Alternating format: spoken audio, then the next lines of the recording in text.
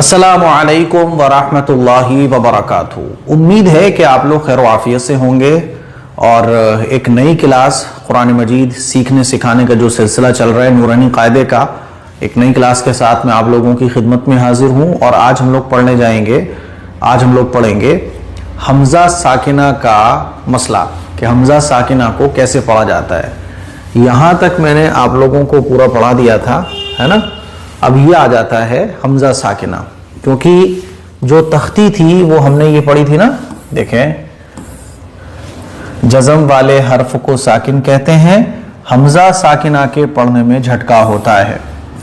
تو حمزہ ساکنہ کے پڑھنے میں جھٹکا ہوتا ہے، اس کا کیا مطلب ہے؟ حمزہ ساکنہ کے پڑھنے میں جھٹکا کیسے ہوتا ہے؟ تو آج اسی کو ہم سیکھیں گے۔ دیکھیں ساکن، حمزہ ساکنہ کس کو کہیں گے؟ ساکن کس کو کہتے ہیں؟ میں آپ کو بہت بار بتا چکا ہوں کہ را کے اوپر جزم لگی ہوگی تو را ساکن کہلائے گا، میم کے اوپر جزم لگی ہوگی تو میم ساکن کہلائے گا، قاف کے اوپر جزم لگی ہوگی تو قاف ساکن کہلائے گا۔ اسی طرح سے جب حمزہ کے اوپر جزم لگی ہوگی تو وہ حمزہ ساکنہ کہلائے گا، نون کے اوپر جزم لگی ہوگی تو وہ نون ساکن کہلائے گا، ہے نا۔ تو یہ حمزہ کے اوپر جزم لگ رہی ہے تو یہ حمزہ ساکنہ کہلائے گا، اور حمزہ ساکنہ کے پڑھنے میں جھٹکا ہوتا ہے۔ کیسے جھٹکا ہوتا ہے آج اسی کو ہم لوگ سیکھیں گے۔ دیکھیں بسم اللہ الرحمن الرحیم، اس کی میں تھوڑی سی لائٹ بڑھا لیتا ہوں تو اور اچھا نظر آئے گا۔ دیکھیں حمزہ قاف زیر اق، را حمزہ زبر را، اق را، تو یہ جو جھٹکا پڑ رہا ہے را حمزہ زبر را، را حمزہ زبر را، تو یہ ہے حمزہ ساکنہ کے پڑھنے میں جھٹکا ہوتا ہے۔ تو حمزہ ساکنہ کے پڑھنے میں جھٹکا کیسے ہوتا ہے؟ را حمزہ زبر را، اگر آپ اس کو ایسے پڑھیں گے را حمزہ زبر را تو غلط، را حمزہ زبر را جھٹکا لگا کے۔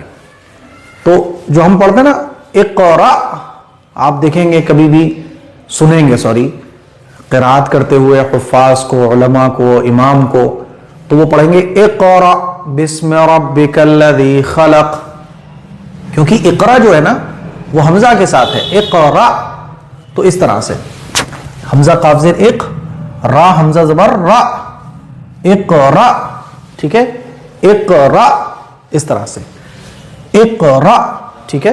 دیکھیے یا حمزہ پیش یو، تا واو پیش تو، یو تو، نون زبر نا، یو تو نا، دیکھیں ٹھیک ہے۔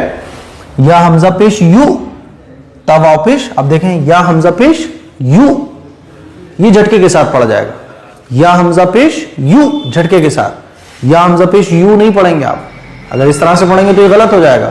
یا حمزہ پیش یو جھٹکے کے ساتھ، یا حمزہ پیش یو، تا واو پیش تو، یو تو، نون زبر نا، یو تو نا، دیکھیں جیم حمزہ زیر جی جھٹکا، کیونکہ حمزہ ساکنہ آ رہا ہے۔